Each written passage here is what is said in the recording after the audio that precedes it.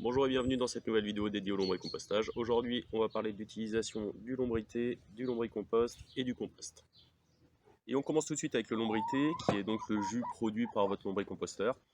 En termes d'utilisation, on va l'utiliser soit en arrosage, soit en vaporisation. Et pour le dosage, un volume de lombrité pour 10 volumes d'eau. Donc là, on a 10 centilitres de lombrité, ça vous fait environ un gros litre d'engrais. À savoir que le lombrité, vous n'allez pas forcément en avoir besoin toute l'année, vous n'allez pas forcément en avoir besoin en grosse quantité, ça dépend si vous pouvez en donner, si vous avez des amis, des jardins à partager. Mais si vous avez un lombricomposteur qui produit beaucoup, vous allez vous retrouver en excès de lombrité. Et donc là, vous pouvez adapter votre production. C'est très simple, en fait, vous rajoutez du carton dans le lombricomposteur, il va absorber l'humidité, la conserver, et du coup, vous aurez moins ou pas de production de lombrité. Donc ça, c'est assez pratique parce que ça permet d'adapter sa production en fonction des moments de l'année et puis des besoins aussi qu'on a. Alors maintenant, on passe au compost et au lombricompost. L'objectif, c'est de vous donner quelques chiffres sur l'utilisation du compost et lombricompost, donc en termes de poids, enfin de volume, et puis voir ce que ça représente un petit peu en quantité aussi. Donc les meilleures périodes déjà pour utiliser compost et lombricompost, ça va être fin d'été, début d'automne ou alors fin de printemps. C'est là que l'activité du sol, l'activité biologique du sol va être au maximum et ça va permettre de bien incorporer au sol les nutriments apportés par le compost et le lombricompost. Premier exemple, on va prendre des plantes gourmandes, donc les fraises, les courges, les tomates, qu'on peut planter directement dans le compost ou le lombricompost, ça c'est pas un souci. Mais si c'est pour un amendement de la terre, on va utiliser environ 3 à 5 litres par an et par mètre carré de compost. Donc là on a à peu près 4 litres, donc on est dans la moyenne. Et on va utiliser maximum 1 demi-litre de lombricompost par an et par mètre carré. Utilisation d'un demi-litre de lombricompost sur une planche d'1 mètre carré.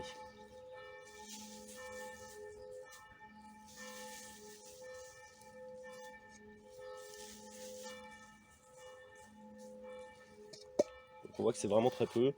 Utilisé sur de la terre, après on met un petit coup de râteau pour l'incorporer dans les quelques premiers centimètres et idéalement on paille par-dessus. Et utilisation du compost, donc environ 4 litres.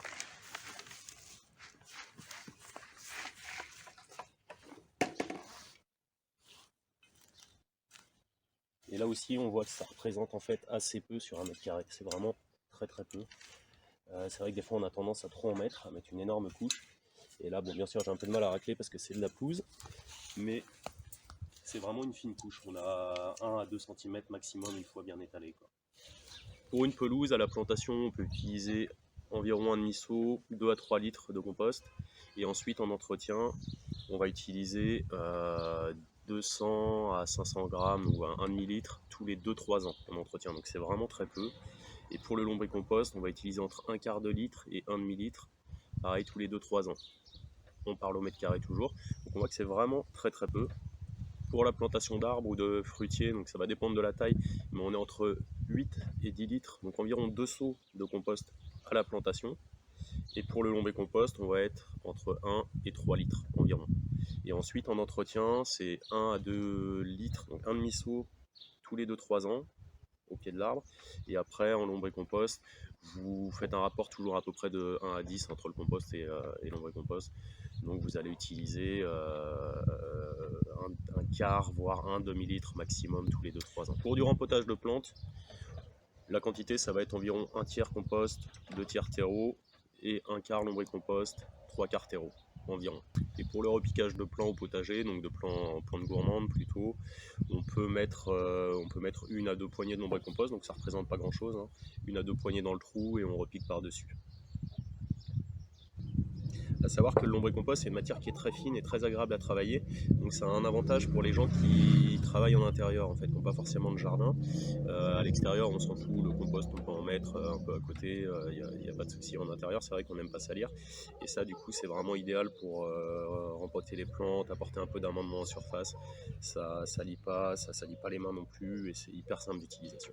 J'espère que cette vidéo vous a plu. Je vous retrouve très prochainement pour la présentation du lombricomposteur LB53 et son utilisation. En attendant, bon lombricompostage à tous et bonne journée.